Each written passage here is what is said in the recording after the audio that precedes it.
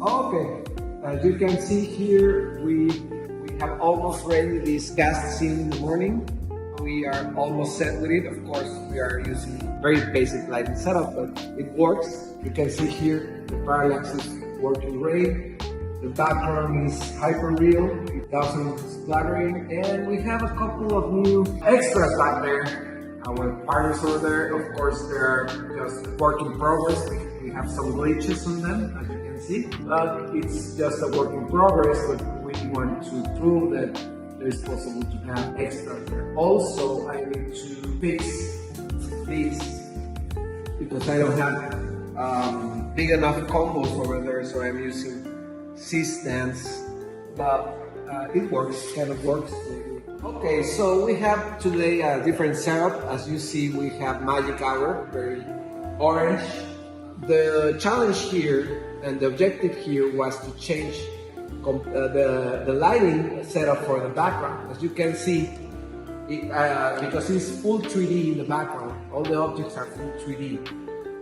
The light actually affects everything, even the extras. I have to mention that the extras are enhanced now. We don't have the glitches on the extras, the digital extras in the background. They are talking and they're working great right now. So you can see that the lighting is different, it's magic hour.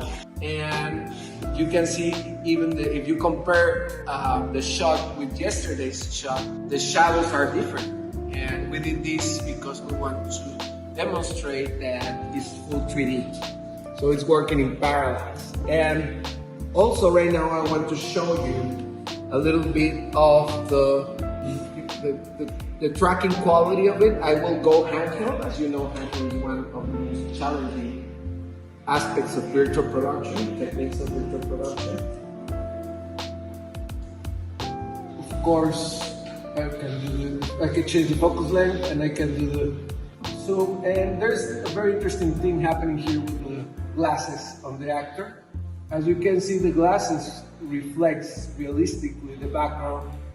So that's very important because compare that to green screen and you will have a nightmarish situation with glasses or even with those kind of objects like translucent objects. And as you can see also, the camera reacts, the tracking reacts pretty well to handheld. So I don't have that much of a, stabilizing feature on purpose. So you can see that all the handheld glitches I have, it's also replicating in the actual background movement. So it's pretty realistic because the tracking is perfect. The only problem we have now, and this might be both a jet lag problem and also a scan rate problem, is if I move, fairly decently here, smoothly, I don't have any problems. But because my camera is rolling shutter and not global shutter, and the scan rate of the background is not calibrated or jet lag, I can get a little bit of artifacts. I don't know if you notice them, like little stairs, little lines. It's pretty difficult to see, but they are in the shot. It's pretty easy to get rid of them in post-production. Even with the cable plugins, the cable erasing plugins, you can erase those with just a button. But anyhow, we have those artifacts. So you can see the reaction of the background to the camera movement, and it's perfect, no problem at all. Looks like these guys are in the actual coffee shop. So you can imagine all the control you can have, because you can control all the lighting, all the shadows. You can even use virtual real-time extras like the ones in the background. Okay, I really like this. I want to, show you how the setting is, and we have a few more elements that are kind of interesting. I have a little glitch I don't like, but anyhow, it looks a little bit like a little candle. One of the very interesting elements here is that if you notice, we have real tables and we have digital tables. Those digital tables in the background were scanned from the actual physical one. And that's very, very important. So behind the actress in the foreground, in the background, I mean, we can see another, behind Andrea, we can see another table, and that's digital. So we relight it to have a night scene.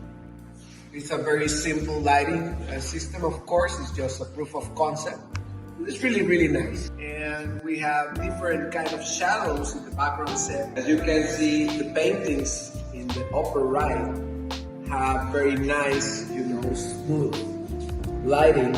And actually, the Dali background, the Dali painting we have there, it's lighted totally different to match night scene.